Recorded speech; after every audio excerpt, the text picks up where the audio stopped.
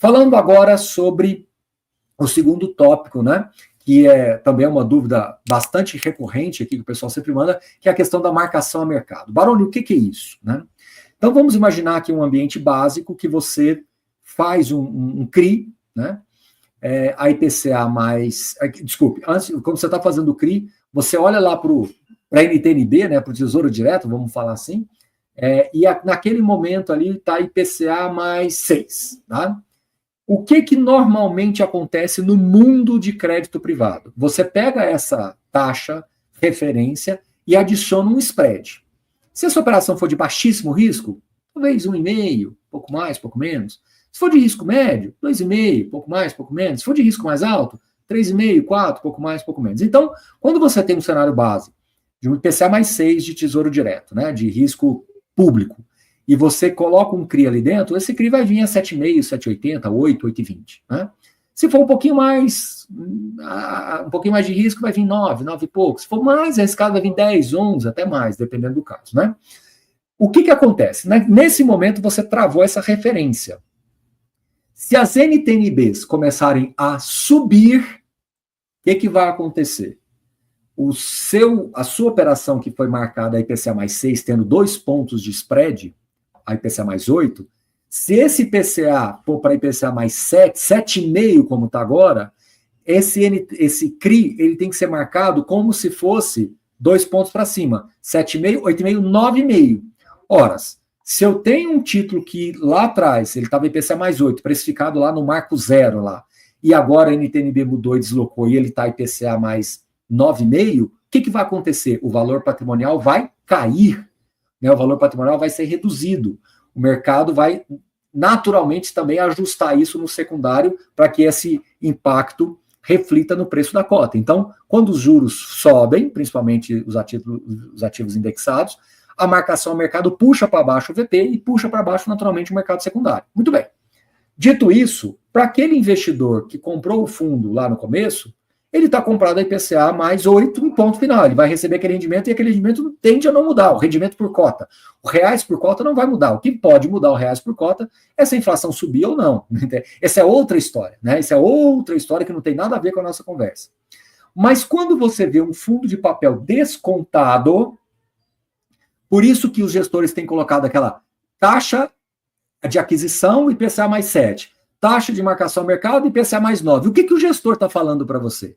Está dizendo que se você comprar o fundo imobiliário hoje, é como se você estivesse comprando alguma coisa que fosse IPCA mais 9. Mas isso não quer dizer que você vai receber mais dinheiro por isso.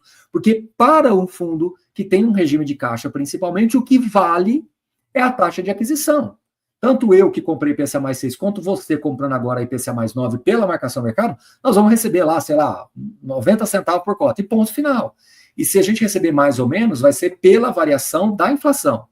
Agora, o que você, comprando agora, vai ter como benefício?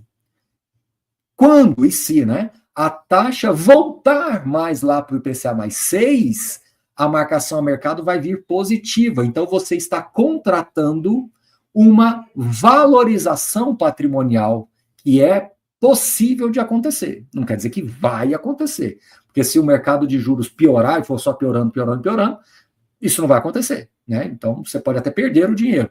Não é tudo, não é perder o dinheiro que eu digo pela marcação ao mercado. Mas se você tiver um cenário de juros voltando para os patamares médios, você tende a ter uma valorização patrimonial interessante. Ah, Baroni, então agora eu entendi. Quando eu compro um fundo imobiliário com desconto patrimonial, essa taxa de marcação ao mercado ela é muito maior do que a média de aquisição, consequentemente, eu vou ter um carrego em função daquilo que foi adquirido, sim, mas eu tenho um potencial de recuperação patrimonial maior. É isso. Por isso que nós sempre falamos, quando você compra um fundo de CRI com ágil, ou seja, com acima do seu valor patrimonial, você tem uma marcação ao mercado negativa. Ou seja, você pode, né, você está aceitando receber uma taxa igual a todo mundo, mas naquele retrato, aquele fundo está pagando, às vezes, até menos do que o Tesouro Direto. E esse é um risco que a gente não pode desconsiderar. Então, quando eu compro um fundo que tem uma marcação patrimonial, uma marcação a mercado superior à taxa de aquisição, que é o caso hoje de muitos fundos imobiliários, não é garantia que você vai recuperar mais do que todo mundo, assim, né? Você vai ter um ganho de capital, mas é uma tendência natural que isso ocorra em algum momento que a gente não sabe quando. Beleza? Então, hoje os gestores têm colocado as marcações a mercado, muitos investidores estão entendendo isso mal, estão achando que, eu estou comprando agora, eu vou receber mais. Não, você vai receber mais em relação ao que você pagou, dado que você pode ter uma valorização patrimonial, mas você vai receber igual a mim. Se eu comprei a cota a 110 e você comprou a 80, nós dois vamos receber 90 centavos por cota. Isso não vai mudar. Mas pelo seu investimento, você tem um potencial muito maior do que o meu, que paguei ágio, porque você vai ter uma recuperação potencial patrimonial e eu vou ter uma perda potencial patrimonial. É isso. Por isso que os fundos de papéis, eles quando se deslocam muito para baixo do valor patrimonial e os fundamentos, de alguma forma, são mantidos, e é única e exclusivamente pela marcação ao mercado, na minha visão, abre-se uma oportunidade. Então, se você voltar no que nós falamos ontem, que as taxas médias ponderadas estavam lá em 8,5, alguma coisa assim, médias de aquisição, e hoje, a gente só não trouxe esse dado para vocês, para falar de marcação ao mercado, a gente até vai tentar fazer algum rascunho para hoje à noite, mas é porque nem todos os gestores publicam essa informação e fazer isso na mão é muito complexo e uma margem de erro grande do nosso lado aqui, mas eu diria para vocês aqui, intuitivamente falando, pelos números que nós temos aqui, hoje está muito mais para a inflação mais 10. Então hoje uma carteira de fundos de CRIs, uma carteira diversificada, pela marcação ao mercado, você está recebendo uma faixa de inflação mais 10. O que está certo, né?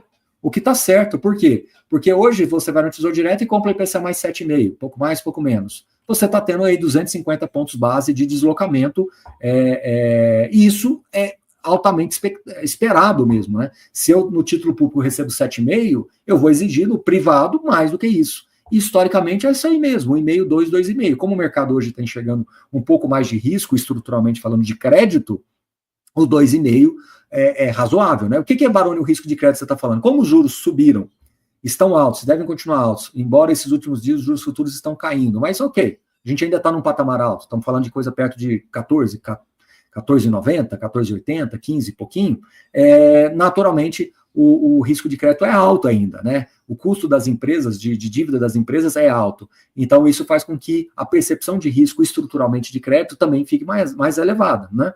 Embora a gente sabe que tem operações que têm garantias, tudo certinho, mas isso faz com que o risco aumente. Por consequência, a gente já entra agora na terceira pergunta.